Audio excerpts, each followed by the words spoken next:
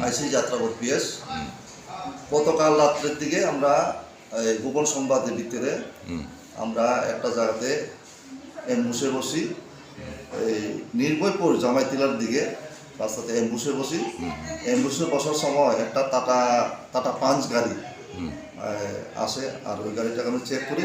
Check করার সময় আমরা গাঁজা প্রায় 21 কেজির মতো, 21 কেজি 500 গ্রামের মতো গাঁজা আমরা পাই।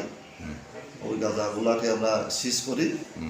আর এটার সঙ্গে ছিল ড্রাইভার একজন, আর সঙ্গে 2 জন। ওদের নাম হলো মোহাম্মদ হানিফ মিয়া ড্রাইভার, আর 2 জন ছিল আব্দুল জলিল সোনামুড়া, আর একটা হলো নূর নবী সোনামুড়া। ওদের বিরুদ্ধে আমরা NDPS এর কেস রেজিস্টার করি। এখন তদন্ত